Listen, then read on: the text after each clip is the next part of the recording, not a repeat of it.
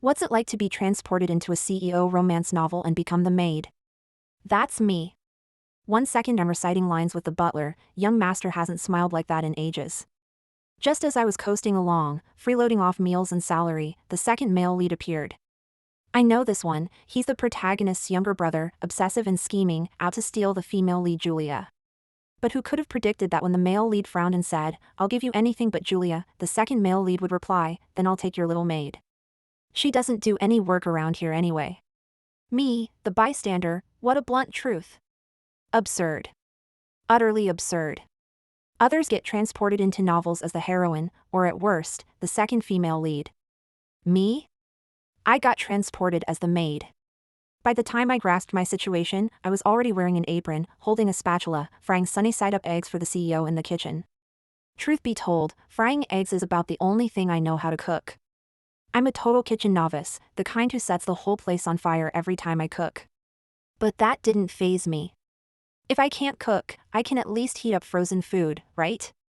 So when the CEO, dressed in a sharp suit, elegantly picked up his knife and fork only to find a plate of frozen buns in front of him, he fell silent. He looked at me and said, with great restraint, "Aunt Elise, please don't make this again." At 24 years old yet called aunt, I rolled my eyes inwardly. But to avoid getting fired, I nodded obsequiously with a smile, "Yes, sir." After finishing his meal, the CEO left for work. The moment he stepped out, the butler approached me with a relieved expression. "Since Miss Julia returned, the young master's mood has improved greatly." Julia was the female lead, the male protagonist's first love, his white moonlight. She'd recently returned from abroad and was currently entangled in a heart-wrenching love affair with the CEO, where they loved each other deeply but refused to admit it. I nodded and uttered the line I'd always wanted to say, "Yes, master hasn't smiled like that in ages."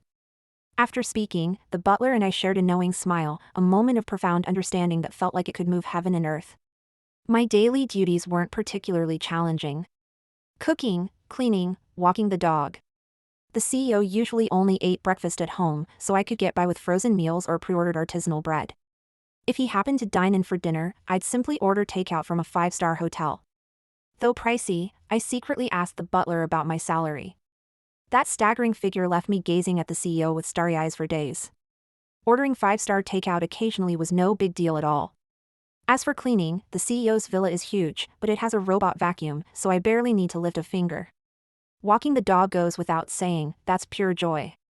So within a week of stepping into this life, I'd already shifted my mindset. When I first discovered I was the maid, I wailed like a child. But now? Being a maid is pure bliss, far happier than being the female lead. No more fighting over the male lead with the female second lead, and I get to pet dogs for free every day. But this idyllic life didn't last long. After work one day, the CEO suddenly announced, "Elise, tidy up Ivan's room. He'll be moving in a few days." The CEO was Jeremy Shin, and Ivan Shin was his younger brother, the male second lead, determined to compete with the male lead for the female lead. The butler sighed upon hearing this. Young Master Ivan has an eccentric temperament and a stubborn personality. More importantly, young Master Ivan has always harbored feelings for Miss Julia. Sigh, I hope the brothers don't clash. Recalling the original story where the male leads competed over the female lead, my heart screamed wildly, "Holy crap! This is thrilling! This is amazing! Fight! Fight!" But I miscalculated. Jeremy and Ivan didn't fight. I was the one about to fight Ivan.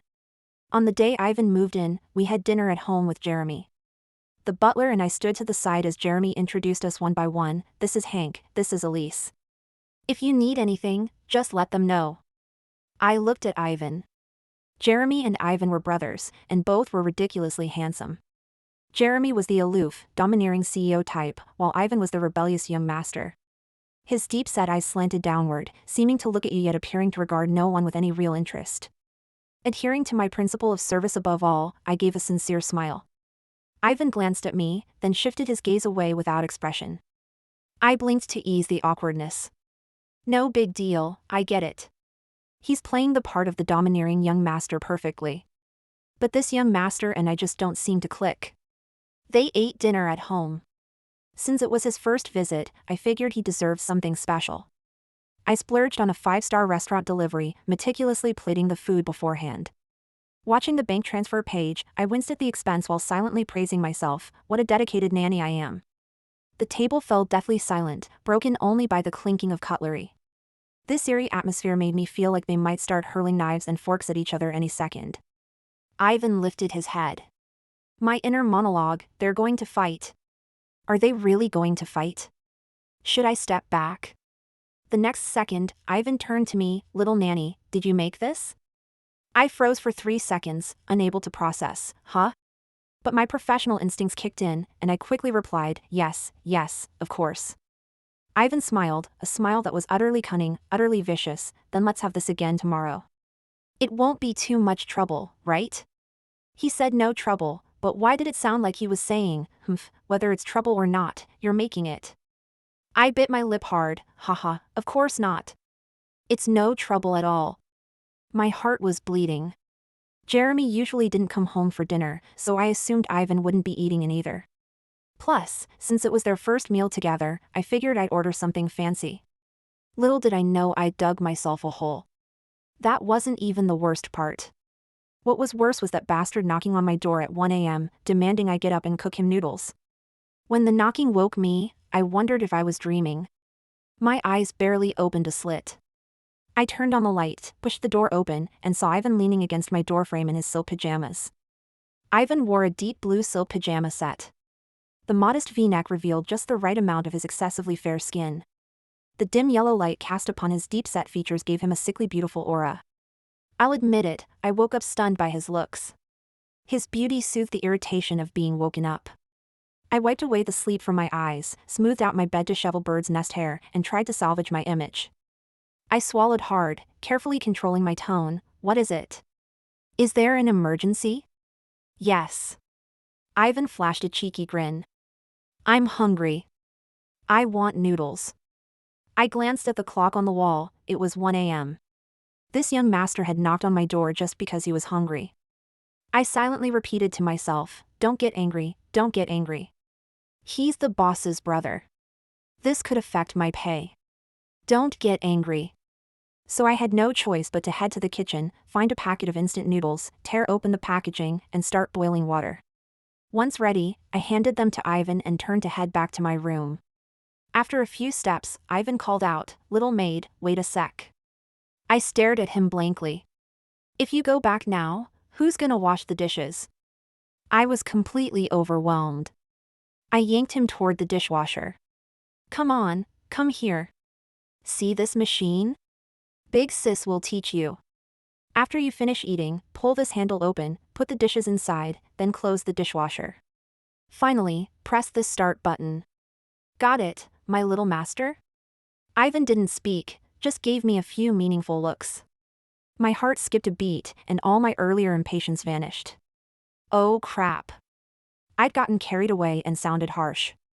Was he going to kill me now? "Got it," Ivan's voice echoed faintly. "Can you let go of my arm now?" I looked down abruptly and saw my hand still clutching Ivan's pajama sleeve. I gave an awkward laugh, released him, and prepared to bolt back to my room. But as I turned, my foot caught on the chair leg. With a clatter, I landed on my knees. In that moment, gazing at the full moon beyond the balcony, I desperately wished aliens would abduct me from Earth. But no such luck. Only Ivan, looking amused, stepped around to face me. "I'm right here. Don't kneel in the wrong direction."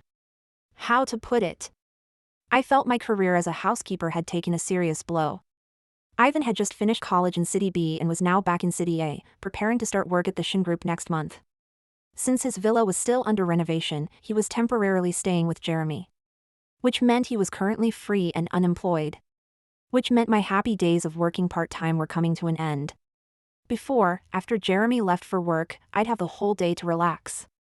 The housekeeper was also very kind and quite tolerant of my slacking off. But now, it's like I've gained an extra supervisor.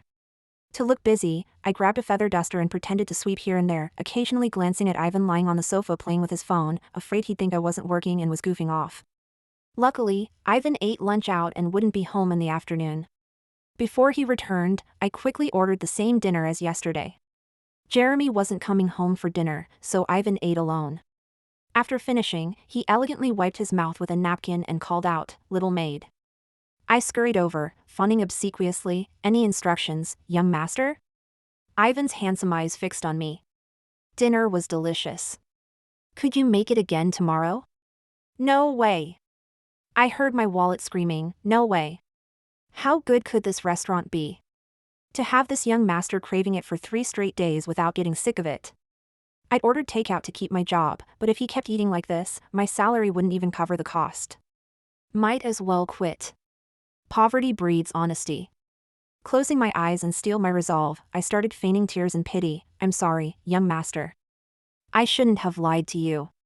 This is all takeout I ordered. Ivan remained impassive. I know. Just as I was about to secretly wipe my snot and tears on his LV jacket, those words froze me, you know? I know. I was just bluffing you. Didn't expect you'd fall for it so fast. You're too dumb. I turned and walked away. In other novels, the second male lead belongs to the readers. In this novel, the second male lead belongs to the junkyard. The second time I was woken by a knock in the middle of the night, I couldn't take it anymore. Young master, my dear young master, couldn't you just eat your fill at dinner? Why are you starving by midnight? Are you a werewolf? Do you need to transform on the hour? I've grown up. I'll never be fooled by good looks again. Even if a fairy descended from heaven, I'd make her go to the kitchen and boil instant noodles herself. Ivan still wore that seemingly harmless yet utterly sinister smile. Oh? You won't cook the noodles? Then I'll have to tell Jeremy that as a nanny, you can't cook and have to order takeout. Don't blame me if you get fired. Unbelievable. Now he's learned to tattle to the parents. Jeremy and he usually look like they're ready to duel at any moment, yet now they're acting all brotherly and close. But what could I do? Just a working stiff, I could only get up with a sigh and cook noodles for this young master. Even if a fairy descended from heaven, I wouldn't give her a second glance. But Ivan was different. He was my money god. And this money god specifically instructed me to add extra veggies. Yesterday's noodles were too plain. I rummaged through the fridge, found some greens and mushrooms, and tossed them all into the pot. After cooking, I served the noodles to Ivan and returned to my room, collapsing onto the bed. But I tossed and turned for ages, unable to sleep. Just as I was considering staying up all night, I faintly heard what sounded like a dog barking downstairs. I was utterly puzzled. Our husky is mischievous, but he never barks randomly at night. Since sleep was impossible anyway, I got out of bed and decided to investigate downstairs. What I saw was astonishing. The living room was brightly lit. Ivan, the esteemed young master, was holding the husky and dancing around the room. The husky spotted me and barked twice. In that instant, I felt I understood those barks completely. They spelled out 2 stark words: save me. If the husky could speak, it would surely tell Ivan, I may not be human, but you are a real dog. Deeply shaken, I hesitated over whether to call out to Ivan when I noticed the butler and Jeremy had also been woken up. They stood gaping at Ivan, who was still circling the living room with the husky in tow. Jeremy couldn't hold back any longer and spoke first. Ivan. What the hell are you doing in the middle of the night? Hearing this, Ivan finally let go of the dog and turned to look at us. Oh. You're here? Come quick! Look at all these goldfish blowing bubbles, and so many Pikachu making thunder. Me, the butler, and Jeremy stood silently, staring at the plain white wall Ivan was pointing at. Jeremy's face shifted through 1,000 expressions, his voice trembling slightly. He's been drinking? We turned and headed to the dining room. The table held no wine bottles, only the bowl of noodles I'd cooked, now completely devoured. I explained, young master said he wanted noodles, so I cooked him a bowl. The butler dashed into the kitchen and emerged seconds later clutching an opened box of mushrooms. Did young master Ivan eat these? I glanced at the few remaining mushrooms and nodded. Yes. I added them to the noodles. The butler's expression turned utterly horrified. These are butter boletes. I fear, young master Ivan may have been poisoned. I fell silent, recalling news stories about mushroom poisoning. Then I glanced back at Ivan, who was about to stick his head into the fish tank. The good news, Ivan probably won't ask me to cook noodles for him again. The bad news, I might be out of a job. Fortunately, I didn't lose my job. Jeremy must have some major rose-colored glasses about my role as a nanny. He just told me to be more careful next time and didn't say anything else. But I took on the task of looking after Ivan. Truthfully, there was no need for me to care for Ivan.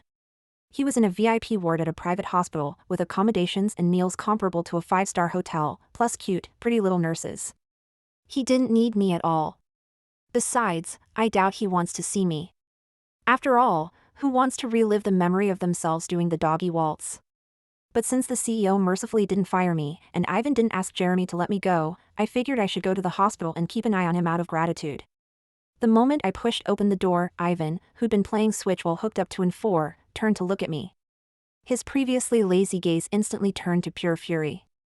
If eyes could shoot lasers, I'd be certain that beam had already pierced countless holes through my entire body. My heart sank. I froze at the doorway, too scared to step inside. Young master, are you okay? Fine.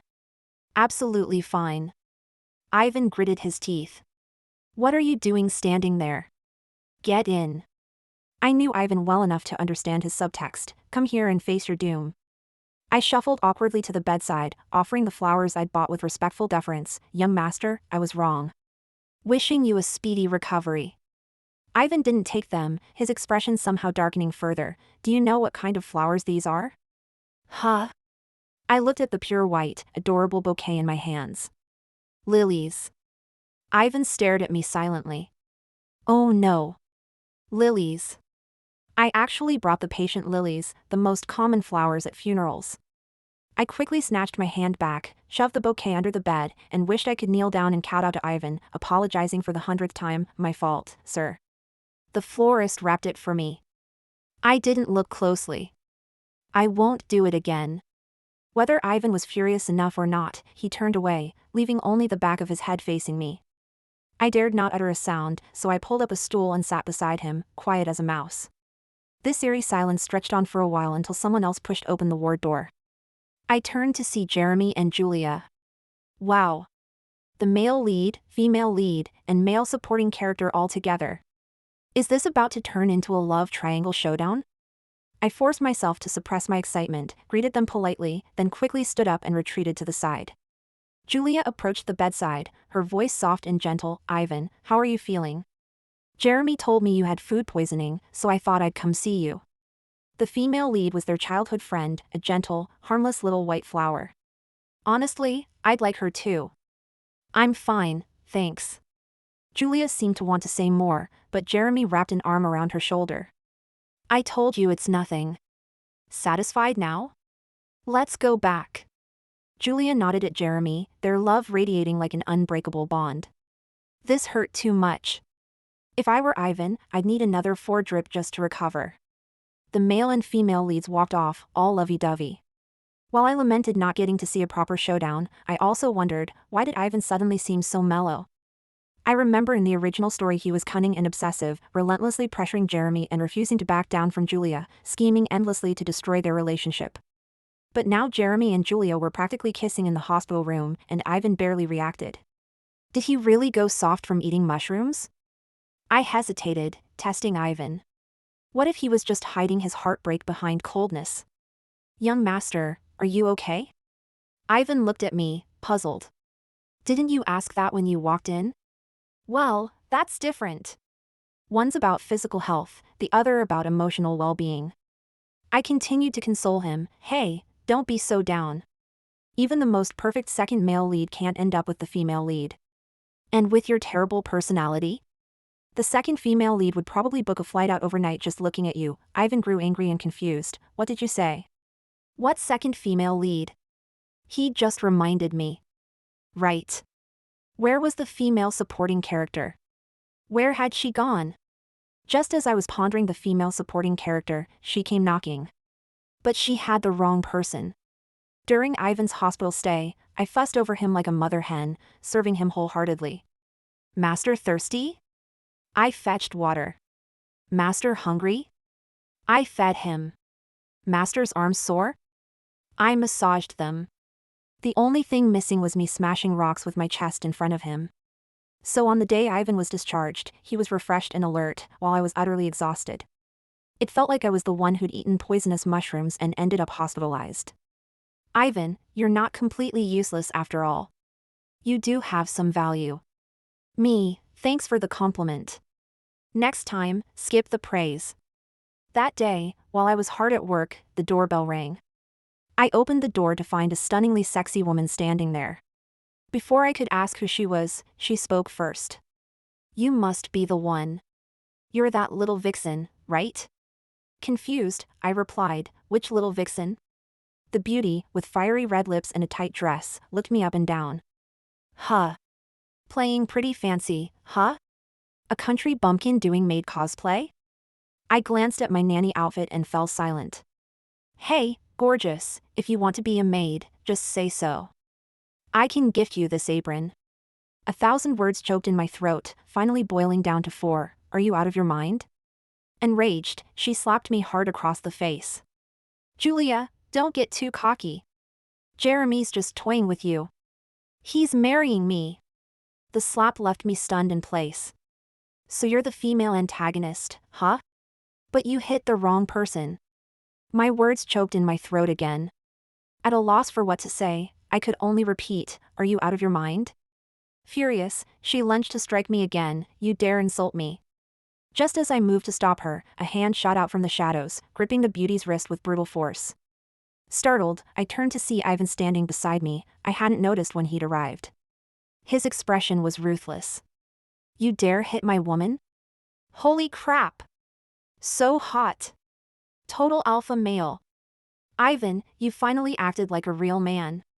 After a brief flush, I snapped back to reality. How could the young master be the one doing the fighting? So I lunged forward, tackling the female lead to the ground.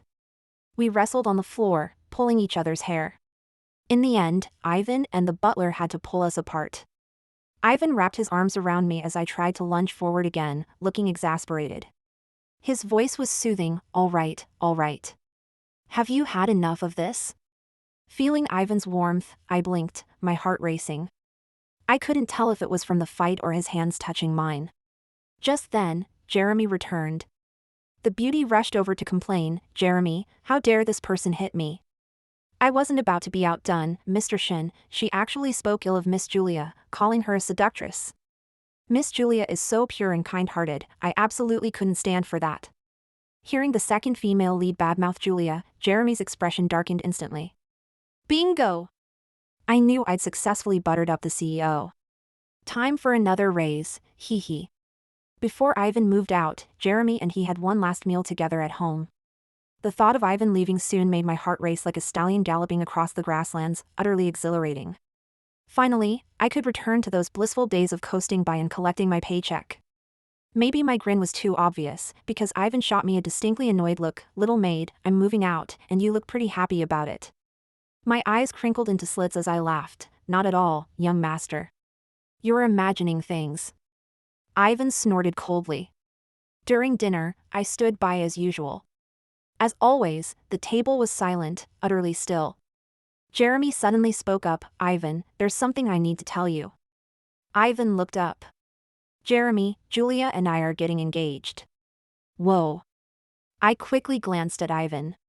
He didn't speak, his expression dark and inscrutable. Jeremy continued, "Ivan, I know you liked Julia too.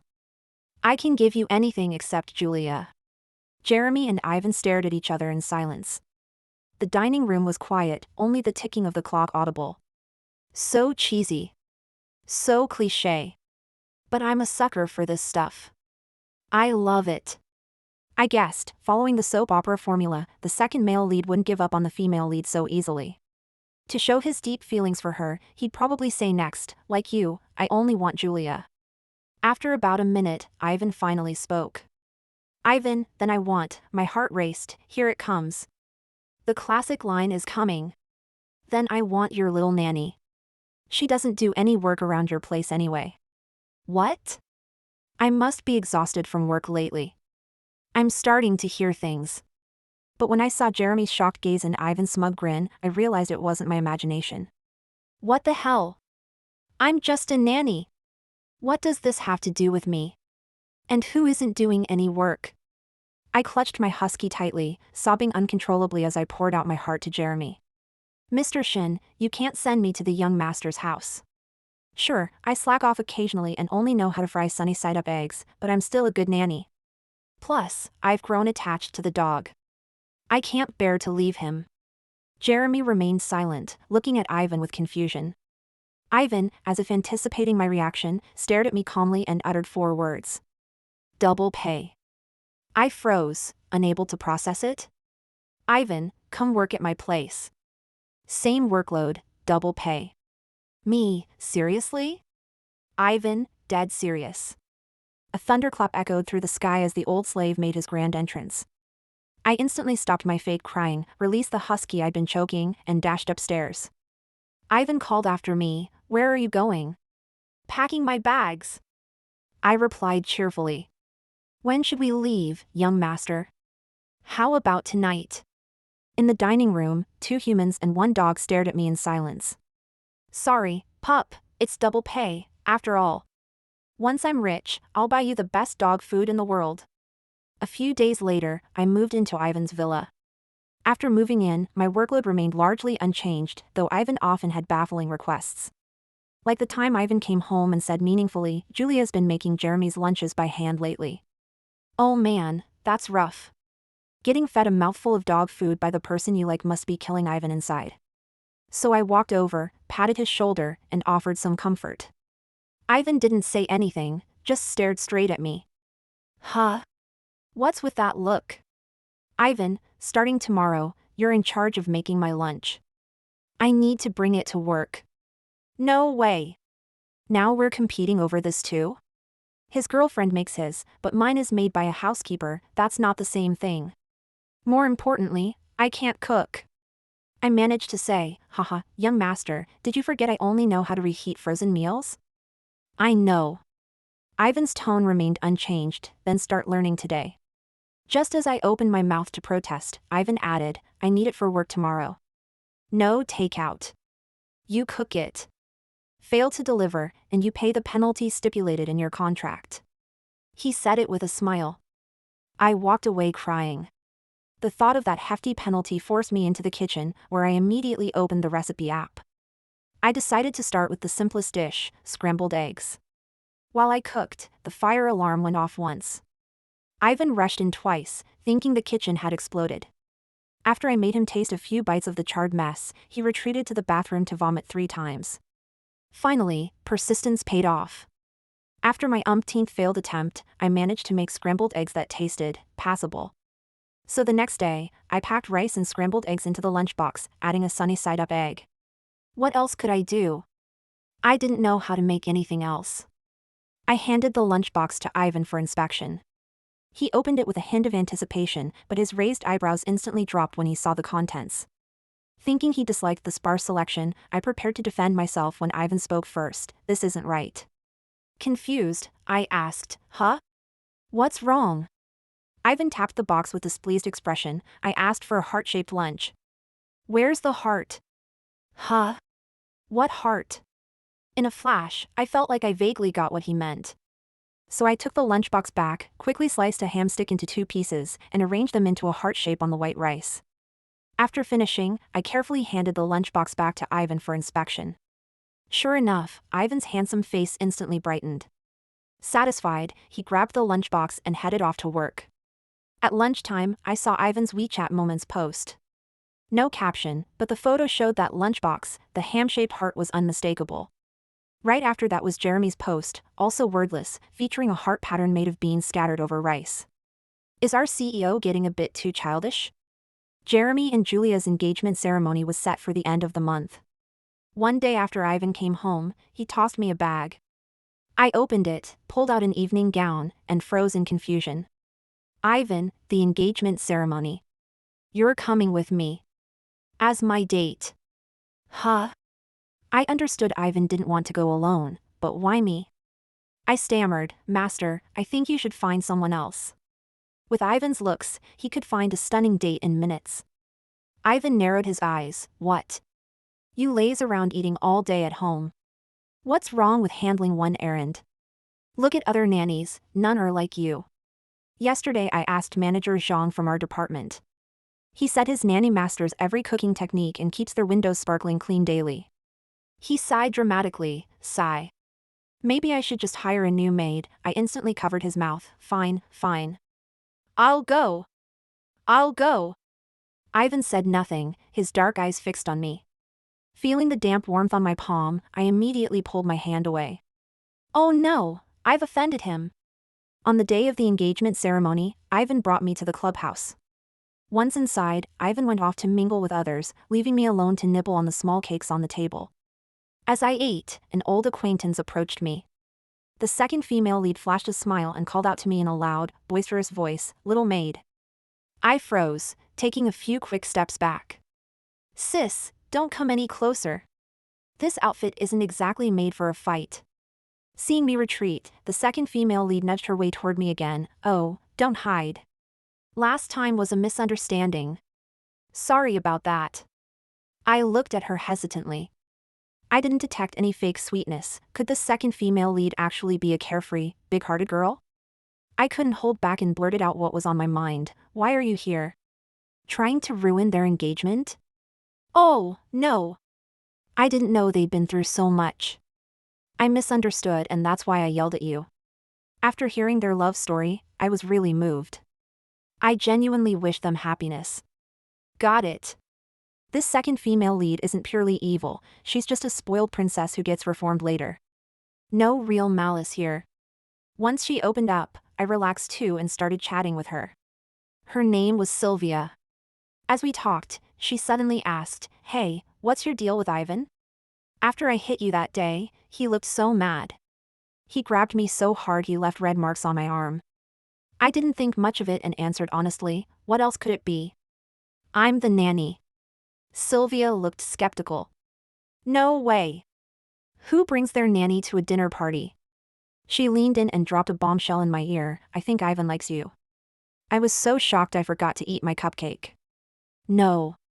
No way. Sylvia analyzed it with dead seriousness. "Think about it, you live in Ivan's house, right?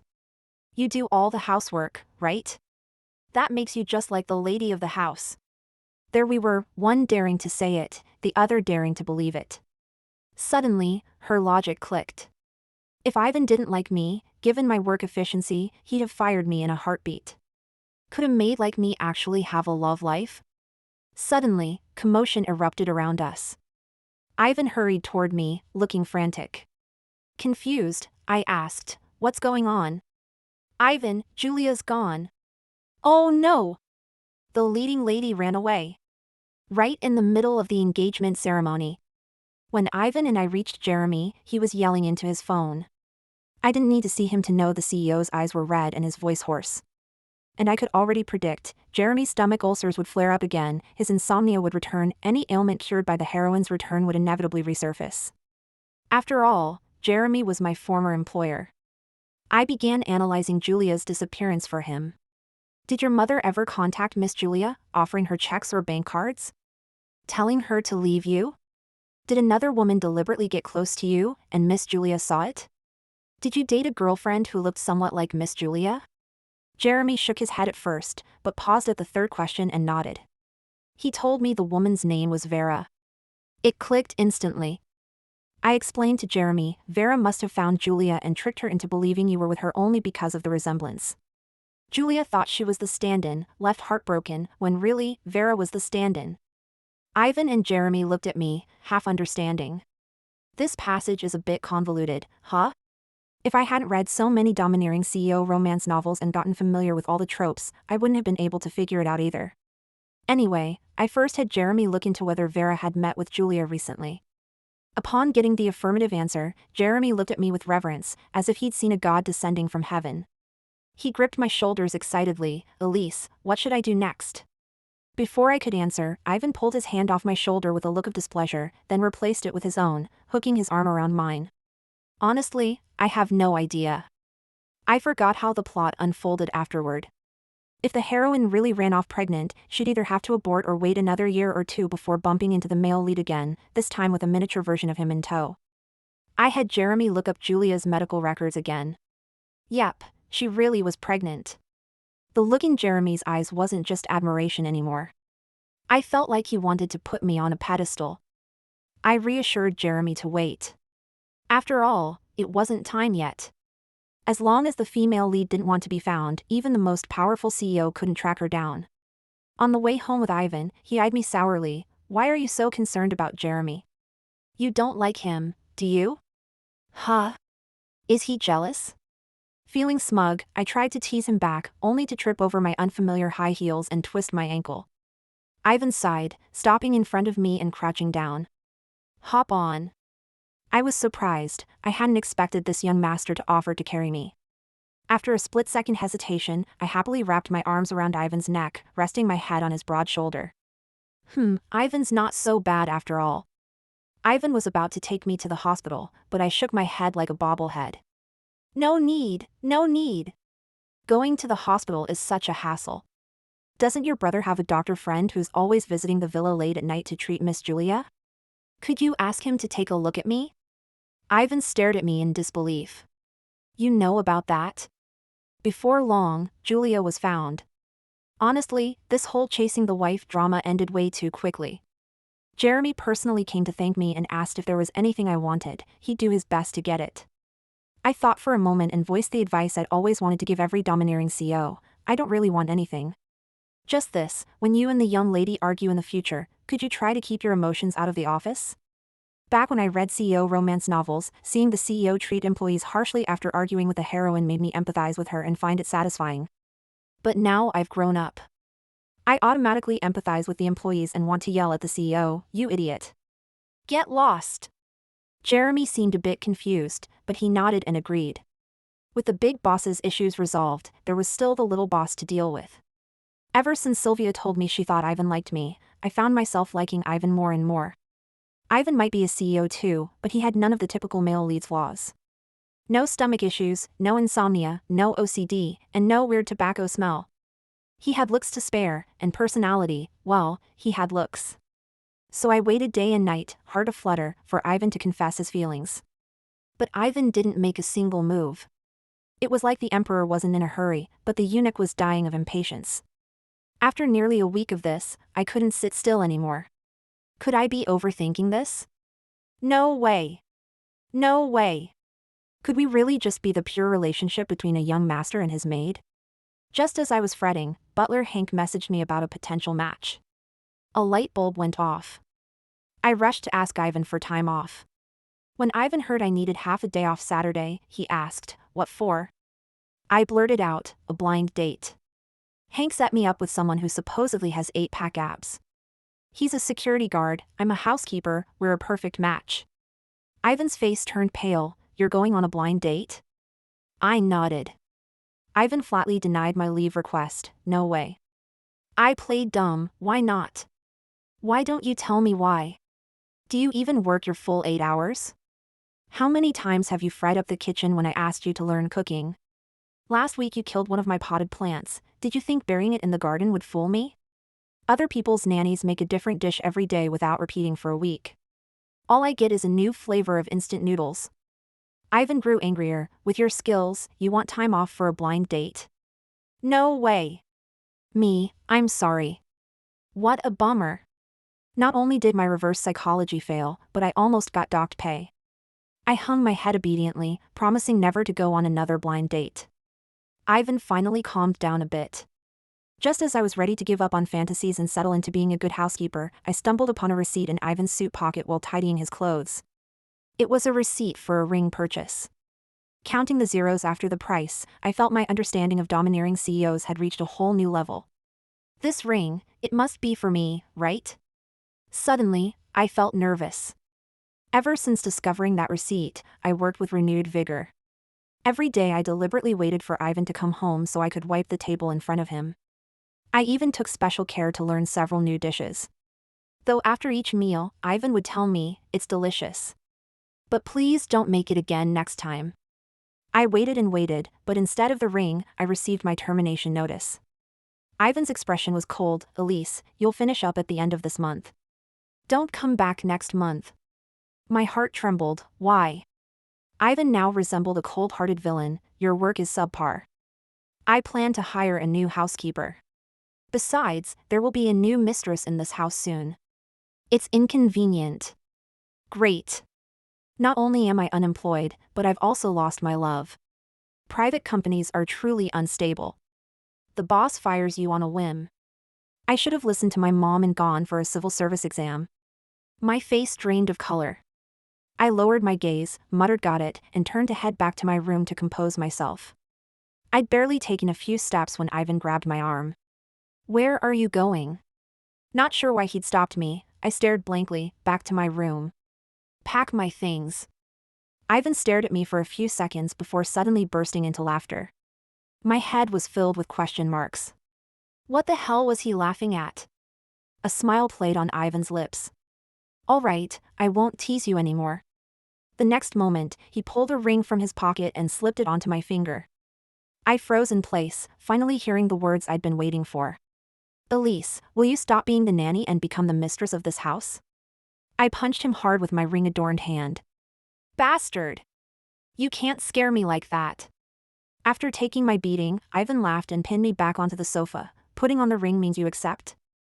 I thought about it and suddenly felt something was off. This doesn't add up.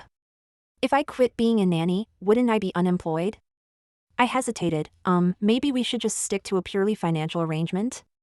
Dating would totally derail my career. Ivan laughed bitterly, you're dreaming. He firmly locked the ring onto my finger, gripping my hand threateningly, either be the mistress, or be nothing at all. Considering the price of that ring, I sighed. All right, fine. But what would I do next? Ivan watched my troubled expression, suck up to me, and I'll make you my secretary. Actually, Ivan already had a secretary. He said if I became his secretary, my main duties would be pouring coffee, massaging his shoulders and back, and always staying beautiful to keep the young master in a good mood. This job sounded easier than being a nanny. My eyes lit up. How do I please you? Ivan pointed to his cheek. I got the hint and planted a quick peck on it. Getting a job with just a kiss? Hesitating even a second would be disrespectful to money. My shamelessness successfully landed me a new gig. But on my very first day, I spilled coffee all over Ivan's white shirt. Seeing him about to explode, I quickly leaned in for another kiss, just in time to avoid getting fired for the second time. Sigh. Maybe I'm not cut out for service jobs. After that, Ivan never let me make coffee again. My primary role became that of a mascot, tasked with stabilizing Ivan's mood. I also had a special assignment, mediating Jeremy and Julia's relationship issues. I must admit, the emotional journey of the main couple was excessively convoluted, packed with every melodramatic trope imaginable. You'd need to have read at least 10 CEO romance novels to navigate it. On Julia and Jeremy's wedding day, Ivan and I served as their respective best man and maid of honor. Butler Hank wept uncontrollably. Master Jeremy and Miss Julia's journey to this day has been incredibly difficult. Elise, you have no idea, during the time Miss Julia disappeared, the young master drank himself into a stomach hemorrhage. My inner monologue, I know. The CEO's universal ailment. After the wedding banquet, I pulled Ivan into a corner of the back garden to watch the moon. Lying in Ivan's arms, I suddenly asked, "Hey, when did you stop liking Julia?" Ivan thought for a moment. Honestly, I don't think I ever truly liked her. It was just because I'd always clashed with Ivan back then. Subconsciously, I wanted to compete with him for her. That explanation made perfect sense. The night air was cool, the bustle of the front hall starkly contrasting with the quiet here. Ever since I arrived, it's been nothing but chaos. Moments like this were rare, and I treasured them deeply. I asked him again, what about me? When did you start liking me? I don't remember either, Ivan replied with a smile. I just always thought you were adorable. Seeing you made me want to tease you. Isn't there a saying that if you find someone cute, it might mean you're falling for them? Maybe I fell for you the moment I thought you were adorable. I chuckled softly. I declared today the sweetest talking day of Ivan's life. Smiling at Ivan, the atmosphere felt perfect. His face drew closer, and I tasted the rich, sweet flavor of wine. Though I don't know how the story will unfold in the future, I know we'll have the most perfect happy ending.